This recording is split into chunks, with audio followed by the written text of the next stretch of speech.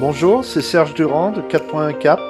Je vous propose le replay de mon témoignage sur le télétravail, une émission animée par Servan Esteralas sur France Bleu Gare Lozère et qui s'intitule Tous experts.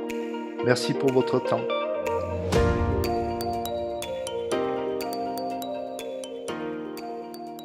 Aussi travailler sur les risques psychosociaux, justement liés aussi au télétravail, vous m'avez dit, parce que... On est obligé de regarder parce qu'il y a des choses qui remontent avec le télétravail qui font qu'il y a des risques psychosociaux qui arrivent. Ouais. Voilà. Alors vous, le télétravail, je disais, pour nous, c'est un peu nouveau, parce que ça a été un peu imposé. La situation a fait que l'année dernière, on s'est retrouvé dans ce télétravail qu'on ne connaissait pas. Franchement, en France, nous, on connaissait pas du tout ça. Vous avez vécu aux États-Unis un certain nombre d'années et pendant 16 ans, vous m'avez dit, moi, le télétravail, je l'ai pratiqué. Et moi, je vous disais tout à l'heure aussi, c'est vrai que les gens qui travaillent à l'international sont habitués à ça parce qu'évidemment on peut pas aller à Los Angeles là et puis au Japon le lendemain, donc en fait le télétravail c'est une question d'organisation, on est bien obligé de travailler comme ça, mais nous en local, quand il y a la proximité, d'habitude on prend sa voiture, on y va, on s'est mis au télétravail parce qu'on pouvait plus bouger, mais alors du coup il a fallu s'adapter en accéléré l'année dernière. Ça a été très abrupt, mais j'avoue que les gens ils ont fait beaucoup d'efforts, ils ont mis beaucoup de leur temps, de leur implication dans le télétravail. Et ça, c'est magnifique. Et je fais des formations sur le télétravail, je fais des webinaires. Et il y a une phrase que j'aime dire toujours. C'est une phrase de monsieur Bruno Frilansky qui est sur LinkedIn. Et il dit une chose qui est très vraie et qu'il faut garder à l'esprit. Plus il y a du digital, plus il faut de l'humain. Et ça, c'est primordial quand on fait du télétravail, à mon sens. Ah ouais, c'est ça. Plus il y a de l'humain, faut pas oublier l'humain. C'est pas parce qu'il y a un écran qu'il y a plus d'humain, quoi. C'est ça. La technologie peut nous éloigner de ce qu'on avait avant, où on était proche. Et par exemple, moi, en télétravail, j'adorais appeler mes clients et discuter un peu de tout et de rien avant de rentrer dans le vif du sujet. Ah oui, on met de l'humain dans tout ça. Oui. On met de l'humain. Ouais. Mais alors, ce qui est difficile, vous me disiez en anecdote tout à l'heure, c'est que même vous, en télétravail, vous aviez des copains qui passaient à la maison, tiens, on boit un verre, on fait un truc, et de lui dire, non, je travaille là. Et c'est vrai que la limite, elle est difficile à comprendre, en fait. C'est ça. Il faut vraiment dire à son entourage que je travaille, et il faut même penser à la femme qui est chez elle et qui doit télétravailler, mais qui aussi doit s'occuper de ses enfants et qui n'a peut-être pas forcément une pièce bien fermée pour travailler et qui doit jongler avec tout ça. Donc c'est très compliqué. C'est pour ça qu'on parle des risques psychosociaux dans ce sens-là. Ouais. Alors c'est quoi le conseil en fait ? Il faut un cadre bien défini. Vous parlez de cette fameuse maman qui a les enfants qui sont là. Il faut quoi ? Alors déjà, si on peut, c'est d'avoir un bureau fermé, quelque chose, un local, pas travailler dans son salon avec les enfants qui jouent à côté. Oui, si c'est possible. Si c'est possible. J'avais la chance d'avoir une petite pièce et avec une fenêtre qui donnait sur un petit bout de jardin ou quelque chose où on puisse voir l'extérieur, parce que sinon ça devient très stressant de rester dans une pièce avec 4 murs sans fenêtre. Donc il faut essayer d'aménager dans sa maison un petit coin. Oui. Et puis alors on se tient à des horaires, c'est ça en fait. On se tient à des horaires, on se tient à peut-être se préparer le matin, comme si on allait un peu au travail. Oui, on reste pas en pyjama. C'est vrai que pendant peut-être 2-3 jours, on peut avoir l'idée de faire ça en pyjama, mais on s'aperçoit vite que il faut quand même se garder une façon de se tenir, une façon d'être, ce qui permet de rester assez bien calé dans sa tête. Bon, et côté manager, alors comment ça se gère ça ? Les managers, je l'ai été. Les managers, malheureusement, c'est un peu la tranche de jambon dans le sandwich. D'un côté, il y a peut-être la direction, et de l'autre, les collaborateurs. Donc, il faut qu'ils fassent le grand écart, souvent, dans leur attitude. Mais aussi, il faut qu'ils gardent à l'esprit que il faut pas charger la charge de travail, c'est quelque chose de super important. Il faut respecter les gens. Il faut savoir que les gens font toujours du mieux possible pour bien travailler. Et il faut faire confiance à ces gens. Oui, on met pas de suspicion, quoi, surtout pas. Pas de suspicion sur un salarié qui pourrait...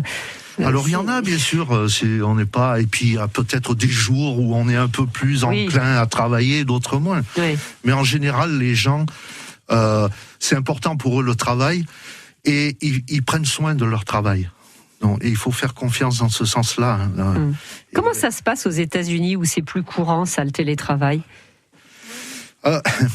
Aux États-Unis, les gens, quelquefois, perdent pas mal de temps. J'avoue qu'en France, on est très productif. En 7 heures, on arrive à faire beaucoup de choses. Parfois, aux États-Unis, il leur faut 10 heures. Mais ils le font toujours, le travail. Pourquoi ils perdent du temps ? Ils sont mal organisés ? Non, c'est parce qu'ils ont peut-être parfois plus envie de vivre. Moi, quand je vivais à Los Angeles, je finissais le travail, j'allais à la plage, je faisais des choses que je n'avais pas forcément envie de faire quand je vis en France.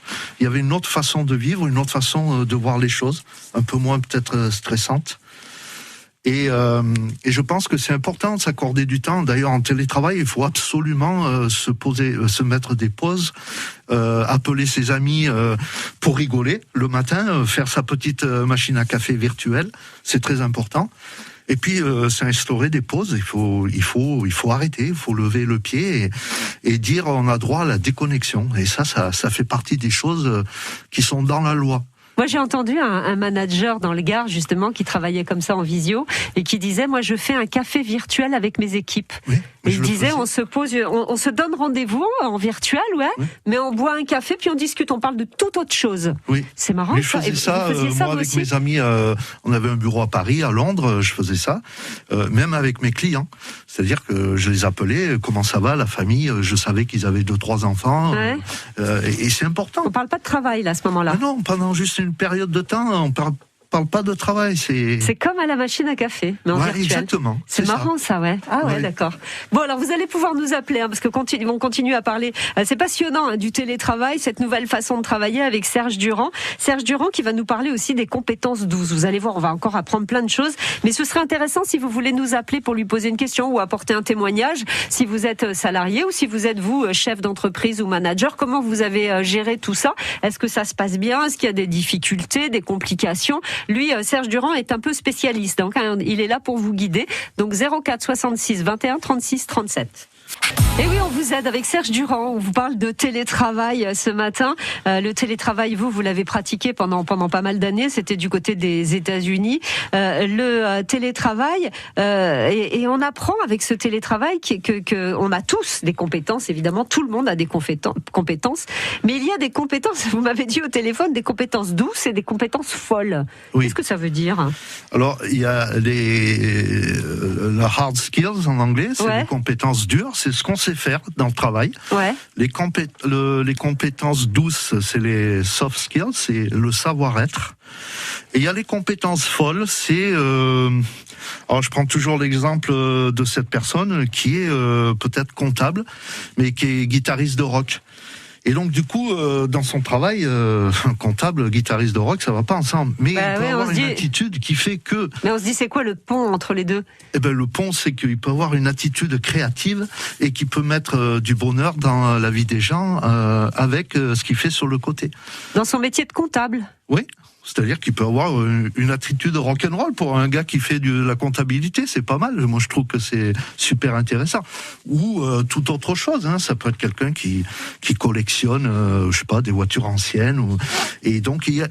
Vous croyez qu'on peut toujours on peut faire des ponts tout le temps entre ces différents compétences ? Il faut les trouver, les ponts. Parce que les gens ont plein de choses à partager. C'est que souvent, on ne prend pas le temps d'aller voir ce qu'ils ont à offrir. Oui, mais on ne le voit pas forcément, le lien. Parce que là, vous parlez du guitariste de rock et le comptable. C'est difficile de faire le lien. On se dit, comment on va trouver ? Mais vous voyez, par exemple, quand je disais, je passais 5 minutes à la machine à café virtuelle à discuter, c'est dans ces moments-là qu'on arrive à trouver ces belles choses. C'est ça. Et du coup, ça ouvre les portes au travail. Du coup, ça ouvre l'esprit au travail. En même temps, ça paraît logique parce que vous vous dites que les gens vont puiser leur force aussi dans leur temps libre aussi. Pourquoi vous choisissez de faire de la peinture ou de faire du rock, par exemple ? Parce que ça vous fait du bien. Et peut-être que ça, vous pouvez le mettre dans votre vie professionnelle, c'est vrai. Oui, c'est ça. Et donc, moi, je trouve qu'on arrive toujours à faire le pont. Et c'est important. C'est ça. Le lien avec l'autre, le lien avec l'humain, c'est primordial. Donc il faut vraiment s'accorder des moments pour détecter ça, effectivement. Oui, simplement poser des questions, dire à l'autre comment tu vas. Déjà ça. Et le fait de dire comment tu vas, souvent on dit ah et il récite le reste de l'alphabet. Parce que c'est vrai que parfois dans les entreprises, ça a toujours été comme ça, mais parfois on se dit bonjour le matin, bonjour ça va, oui ça va. En fait le ça va on l'écoute même pas.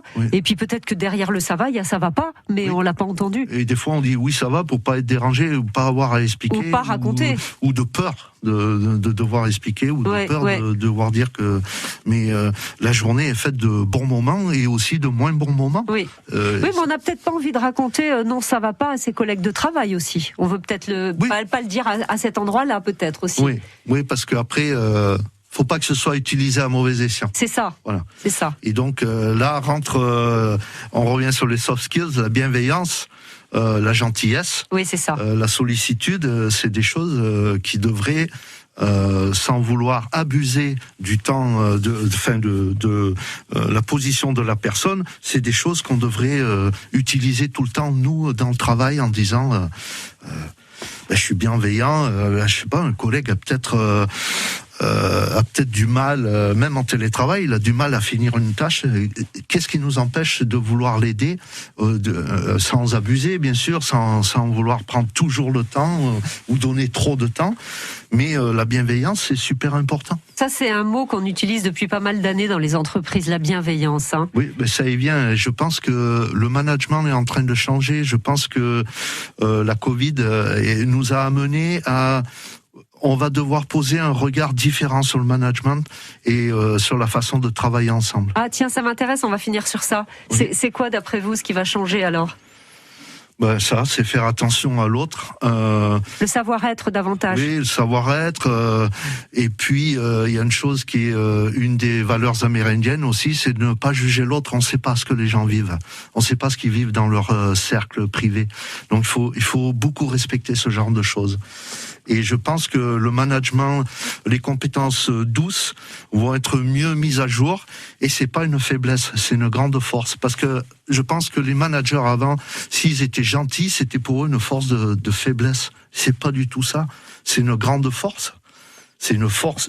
C'était pas une force de faiblesse, c'était une faiblesse. Et là, maintenant, ça devient une force. C'est ça, les choses sont inversées maintenant. Quand on reconnaît l'autre, on l'aide à grandir. Et donc on se sent mieux en équipe et personnellement. On se sent mieux. Serge, l'émission est déjà finie. J'imagine qu'il y a des gens qui nous écoutent et qui se disent moi j'aimerais bien avoir des conseils de Serge. On fait comment ? Je suis en train de créer un site internet. Ouais. Et je travaille au sein de la Scope Mine de Talent qui est sur Alès et Nîmes. Oui. Et nous allons faire des petites vidéos, des petites capsules vidéo pour parler aux gens aussi, et parce qu'on s'occupe aussi au sein de la Scope d'un pôle qualité de vie au travail. Et ça c'est important, et on va faire des petites vidéos d'1 ou 2 minutes, et à chaque fois annoncer des choses comme ça. Des conseils, à travers les réseaux sociaux aussi. J'ai un site sur LinkedIn, qui s'appelle 4.1 Cap. Bon, on va mettre en lien tout ça évidemment, mais je crois qu'on vous appellera régulièrement parce que c'est vrai que la qualité de vie au travail c'est essentiel parce qu'on y passe beaucoup d'heures et il faut qu'on y soit bien évidemment. Oui. Donc vous reviendrez nous donner des conseils. Serge Durand, c'était un plaisir de vous recevoir en tout cas. Et puis à bientôt. Merci beaucoup, un plaisir pour moi aussi. Au revoir. Tous experts. La musique qui habille le début et la fin de ce replay est une musique libre de droit qui s'appelle New Day et qui a été composée par Ixon.